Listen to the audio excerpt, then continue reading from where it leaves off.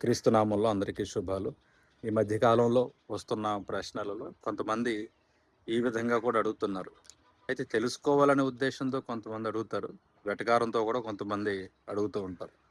ఏమని అడుగుతున్నారంటే, దేవుడంటే మనుషుల్ని కాపాడాలి, రక్షించాలి గదండీ! కానీ మనుషుల చేతుల్లో చనిపోయాడు మీ ప్రభువు. మరి ఆయన దేవుడేంటి? ఆయన దేవుడెట్లా? ఆయన్ని మీరు ఆరాధిస్తారు, ఆయన్ని రక్షించమని వేడుకుంటారు. ఇదెలా సాధ్యమండి? అని చాలామంది అడుగుతూ ఉంటారు. అయితే కొంతమందైనా ఆలోచిస్తారని ఈ విషయాన్ని నేను మీ ముందు నేను మాట్లాడుతూ ఉన్నాను. మనుషుల చేతుల్లో చనిపోయాడు అనేదాన్ని చూస్తున్నారు గానీ, మూడవ రోజున మనుషులెవరూ చేయలేనిది ఆయన చేశాడు. దాన్నెందుకు చూడట్లేదు? అంటే ఈ భూమి మీద ఏ మనిషి అయినా ఏవైనా తప్పించుకోవచ్చేమో గానీ, మరణాన్ని ఎవరు తప్పించుకుంటారు? మరణాన్ని ఎవరు జయించగలరు? ఇప్పుడు దేవుడనేవాడు ఎట్లా ఉండాలి? నేను చేయలేనిది గూడా ఆయన చేసే విధంగా ఉండాలి. అది ప్రాక్టికల్‌గా ఉండాలి. నేను చేయలేని దానిని కూడా చేయగలిగిన వాడై ఉండాలి. ఇప్పుడు ఈ భూమి మీద ఒక మానవుడు ఎంత గొప్పోడైనా చివరికి ఒక రోజున మరణించాల్సిందే. యేసు ప్రభువు కూడా మానవుడిగా జీవించాడు. మనిషికి అన్ని విషయాల్లో మాదిరినిచ్చాడు కాబట్టి, ఆయన కూడా తన పరిచర్య ముగింపులో మరణం అనేది వచ్చి ఆయన ముందు కూడా నిలబడింది. మనుషుల చేతుల్లోనే చనిపోయాడు, ఒప్పుకుందాం కాసేపు. కానీ మూడవ రోజున ఆయన చెప్పినట్లుగానే పునరుద్ధానుడై మరణాన్ని జయించి తిరిగి లేచాడు కదా! కాబట్టి ఆయన చనిపోయాడు కాబట్టి దేవుడిని ఆరాధించట్లేదు మేము. చనిపోయి మరణాన్ని కూడా జయించి తిరిగి లేచాడు కాబట్టి ఆయన్ని దేవుడని ఆరాధిస్తున్నాం. పోనీ ఆయన గాకుండా ఇంకెవరన్నా అలా మరణాన్ని జయించిన వారెవరన్నా ఆరాధ్య దైవాలుగా ఉంటే చెప్పండి. పోనీ అందరం కలిసెళ్లి వారిని ఆరాధిద్దాం, తప్పేముంది? మరణాన్ని కూడా నేను జయించలేని మరణాన్ని జయించాడు గాబట్టే, నన్ను కూడా ఈ మరణం అనే సంకెళ్ళ నుంచి, ఈ దాస్యం నుంచి విడిపించి నిత్య జీవాన్ని నాకిస్తాడనే నమ్మకం. మరణం తర్వాత మరో జీవితం ఉంది, శాశ్వతమైన జీవితం. అది నాకు యేసుప్రభు అనుగ్రహిస్తాడనే ఉద్దేశంతో నేను ఆయనను రక్షకునిగా, దేవునిగా నేను అంగీకరిస్తున్నాను. అయితే ఇక ఆయన ఎందుకు చనిపోయాడంటారా? దానికి కూడా చెప్తున్నాను వినండి. అదేదో పథకం ప్రకారం ఎవరో ఏదో అనుకుని ప్లానుడ్‌గా యేసుప్రభుని పట్టుకొని చంపేయలేదు. ఆయనకి తెలియకుండా ఏది జరగలేదు. ఈ భూమి మీదే కాదు, యావత్తు విశ్వంలో గూడా ఎక్కడ ఏది జరుగుతున్నా సమస్తము ఆయనకు తెలుసు. ఆయన ఆజ్ఞ ఇవ్వకుండా ఏది గూడా జరగదు. ఇక్కడ యేసుప్రభు చనిపోవడానికి ముందు మీరు బైబిల్ చదివితే మత్తయి సువార్తలో 26 అధ్యాయం మొదటి 2 వచనాల్లో ఏమని రాసుంటదంటే, ఆయన క్లియర్‌గా చెప్తారు శిష్యులతో. ఇంకో 2 రోజుల్లో పస్కా పండుగొస్తుంది. ఆ పస్కా పండుగలో నేను మనుషుల చేతికి నన్ను నేను అప్పగించుకుంటాను అని చెప్తున్నాడాయన. ఆయన ముందుగానే ఆ విషయాన్ని చెప్తాడు. మత్తయి సువార్త 26 అధ్యాయం మొదటి 2 వచనాల్లో ఈ విషయం రాయబడి ఉంటది. ఇంకా అనేక చోట్ల కూడా ఈ మాట రాయబడి ఉంటది.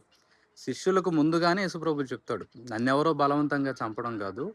నా అంతట నేను స్వచ్ఛందంగా నన్ను నేను బలిగా అర్పించుకోవడానికి, పస్కా బలి పశువుగా నన్ను నేను అర్పించుకోవడానికి వచ్చానని యేసుప్రభు అనేక విషయాల్లో ఆయన అనేక సందర్భాల్లో ఆయన ప్రస్తావించాడు.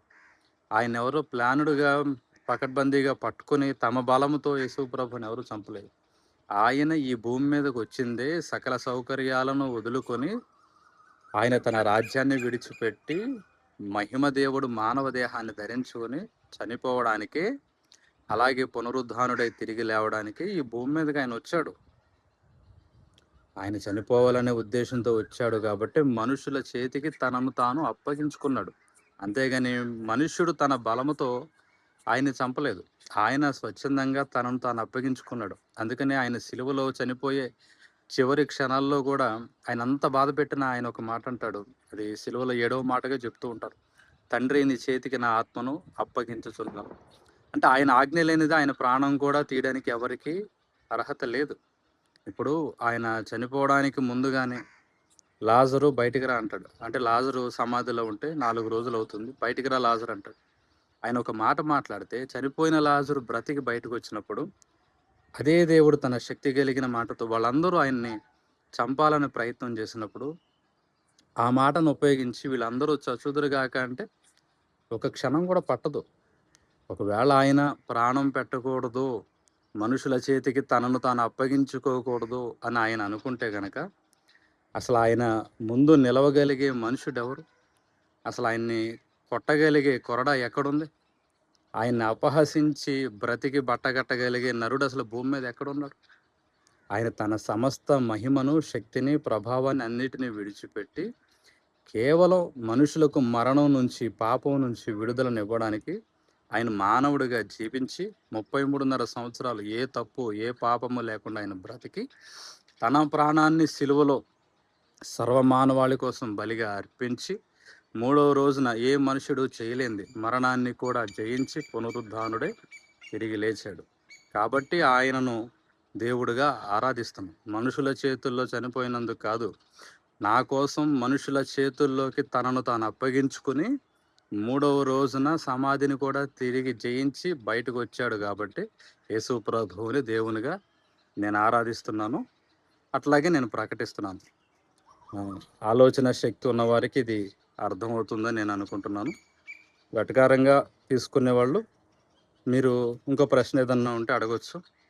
నా అవకాశం ఉన్నప్పుడు నేను చెప్తాను. లేదంటే చాలా గొప్ప గొప్ప దైవజనులు చెప్తూనే ఉంటారు. యూట్యూబ్లో చూస్తూ ఉండండి, మీకు కూడా ఒక క్లారిటీ వస్తుంది. God bless you.